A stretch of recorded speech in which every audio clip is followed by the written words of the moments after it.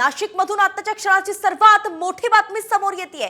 नाशिकच्या Radisson Blu हॉटेलवरती छापा टाकण्यात आलाय। आताची आपण संपूर्ण महत्त्वाची माहिती बातमी पाहतोय साम टीव्हीवरती।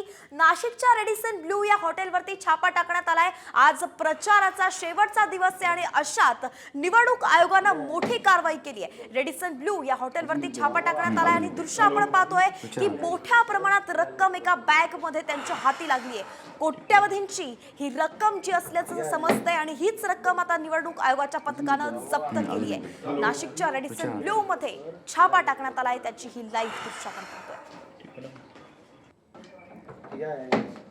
तर अनेक दिवसांपासून निवडणूक प्रचार सुरू झाला तेव्हापासून निवडणूक पथक ऍक्शन मोडवरती आलंय आणि आज तर शेवटचा दिवस आहे म्हणून जास्त प्रमाणात काळजी घेतली जाते। अशात आता नाशिकमधून मोठी बातमी आहे। रेडिसन ब्लू नावाच्या हॉटेलवरती छापा टाकण्यात आलाय, ज्यामध्ये कोट्यावधींची रोकड जी आहे निवडणूक आयोगाच्या पथकाच्या हाती लागलेली आहे आणि ती दृश्य आपण पाहतोय। जवळपास एक मोठी कारवाई, एक मोठं यश आपण निवडणूक आयोगाला लागल्याचं म्हणू शकतोय।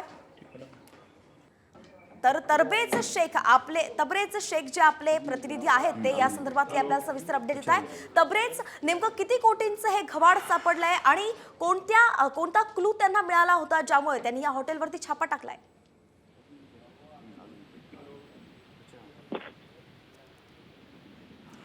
तबरेज, आपल्यापर्यंत आवाज पोहोचतोय?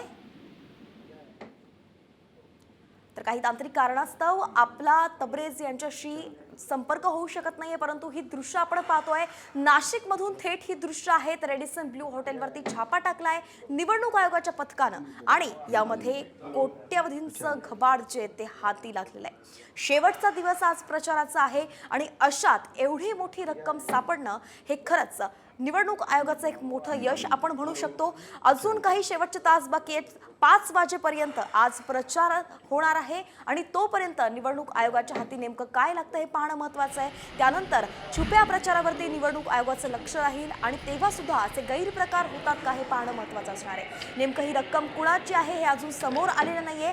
रेडिसन ब्लू हॉटेलमध्ये ती काय करत होती, कोणत्या खोलीत सापडली, या संदर्भातली सविस्तर अपडेट आपल्याकडे काही क्षणात पोहोचेल, त्यावेळी याबद्दल अपडेट आपल्याला देत राहू। परंतु एक मोठं घबाड हे सापडलेलं आहे आणि त्यामुळे आता ही रक्कम कुणाची आहे, कुठून आणि कुठे जाणार याबद्दल माहिती मिळणार आहे। तबरेज आपल्यासोबत पुन्हा एकदा जोडले गेले। तबरेज, ही रक्कम, हे घबाड नेमकं कुणाचं आहे आणि छापा कोणत्या क्लूच्या आधारे टाकण्यात आला होता?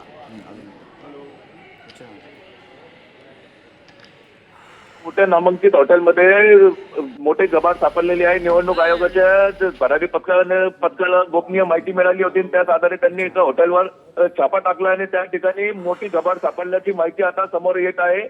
एकूणच हे अमाऊंट, हे जी मालमत्ता आहे, हे पैसे जे आहे ते कोणाचे आहे यात आता चौकशी सुरू आहे। इंद्रनगर पोलीस देखील आता घटनास्थळी दाखल झालेले आहे।